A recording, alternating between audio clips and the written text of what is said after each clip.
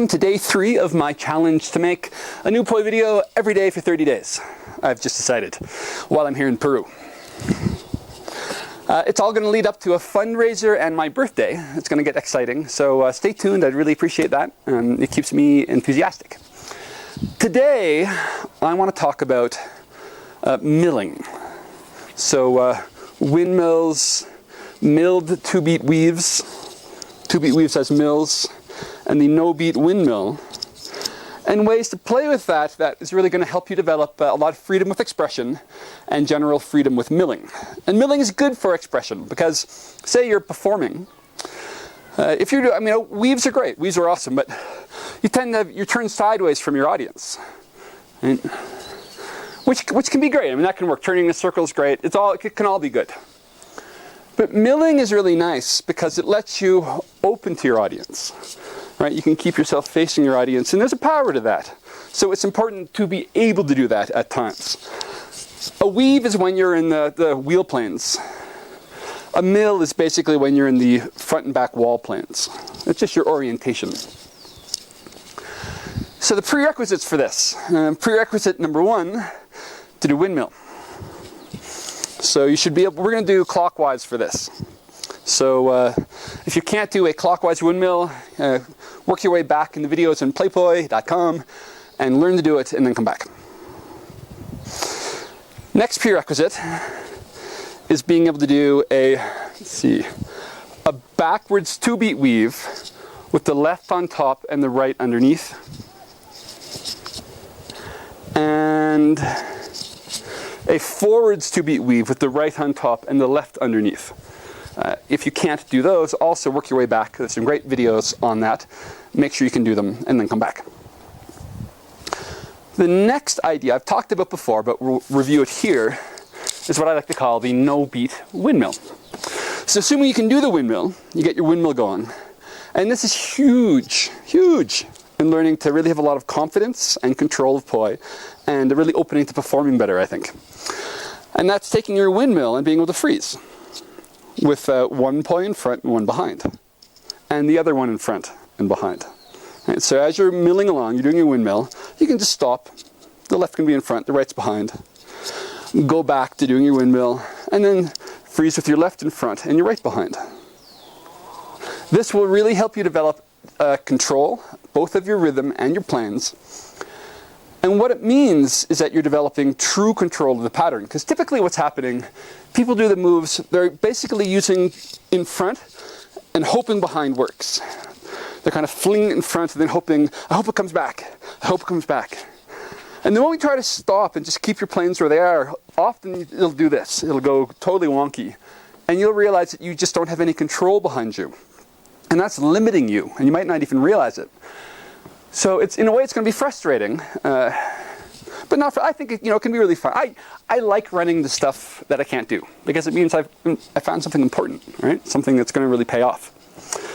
So, but don't worry. So if you try to freeze it and it goes, it just means you have to practice a little bit. So it can help to find a window or a mirror to get some feedback or a shadow. And just take some time, might take some days or weeks, but learn to be able to keep your right in front, left behind, and vice versa. It's not to be perfect, but you want generally to be able to more or less control your rhythm and more or less control your planes. Another thing that can be really useful for that is standing close to a wall. So we'll imagine there's a wall here instead of a mountain. And you stand close to the wall. And you do your windmill and you start backing up to see how close to the wall you can get. And that's going to force you to keep your planes good behind you, where typically people don't have so much control. When you can get pretty close to the wall, start trying to do a few with the right behind and a few with the left behind. A few with the right behind, a few with the left behind. And over the days, you learn to get closer and closer to the wall until you're really close to the wall and you're slipping those poi right between you and the wall behind you. And that's when you know you're really getting your planes tight behind you, and your poi is going to start feeling and looking a lot more beautiful. So you might have to stop here, practice that for a few days, and come back to continue.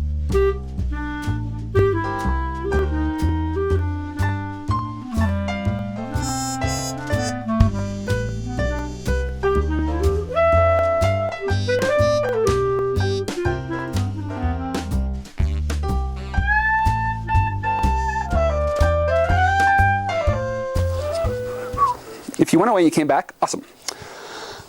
Next step is this. You're going to do a mill. Right?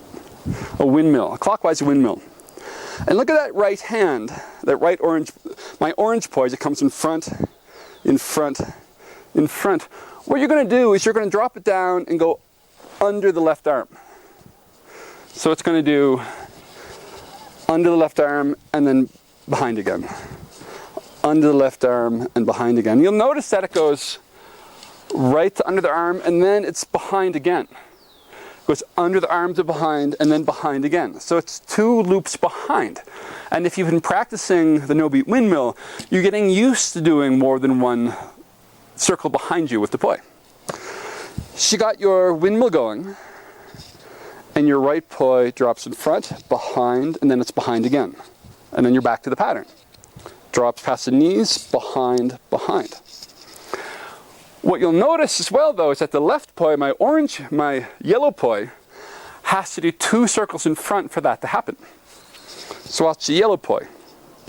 When the orange comes behind, the yellow poi had to do 2 beats. So watch. Left goes 1, 2, and I'm back to where I was. Left, 1 front, 2 front, back to where I was. So you're here in the windmill, right drops behind, and you're back to where you were. You can also drop your left poi under the right poi. So here you are in your windmill, the left poi can drop under the right arm and back to the pattern. Under the right arm and back to the pattern. Under the right arm, back to the pattern. And notice what the left is doing. It's going front, back, front, back, back, front, back, front, back, back. So it does 1 behind the head, then right under the arm, front to back. So it's going front, back, under, front, back, front. The right poi, meanwhile, it's going front, back, drop, front, back. Right? Did you catch that? Watch a few times. Orange poi. It's going front, back, back, back. You will find that on your own if you just keep, if you've got the no-beat windmills a bit. When you drop your left poi under the right, back to go behind, it'll ultimately happen on its own. You might do it without even realizing you're doing it. So left poi goes front, back, under, front, back. Making sense? So now we've got our windmill, and we can let the right drop underneath, or the left drop underneath. And if you combine those, watch this.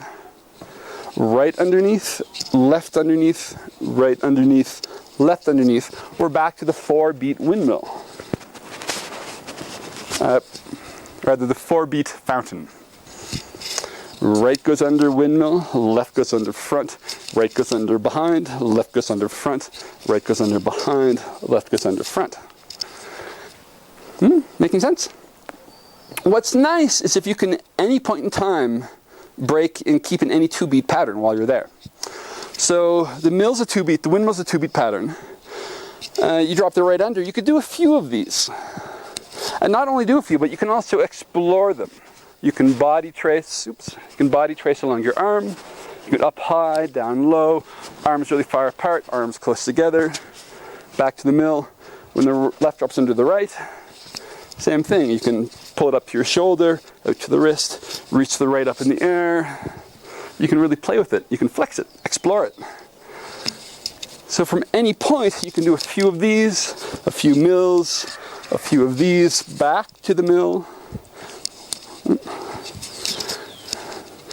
And then you're just generally getting pretty expressive. And that's just the beginning. I mean, there's a bunch of stuff, and I'll be putting more videos up about all of this because you can only swallow so much in any video. But basically, any of these things, you just keep exploring them. So say you can hold the mill, the windmill, in a no-beat windmill. It's also worthwhile just seeing if you can drop it down the sides, the left in front, the right behind, and it's right in front, the left behind.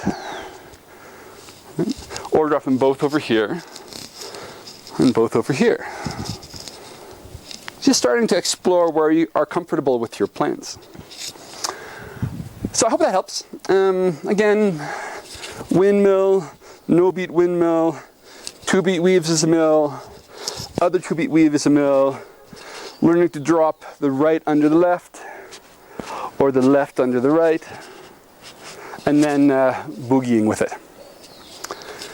Let me know if that all made sense. I'm kind of excited because everything's so exciting these days.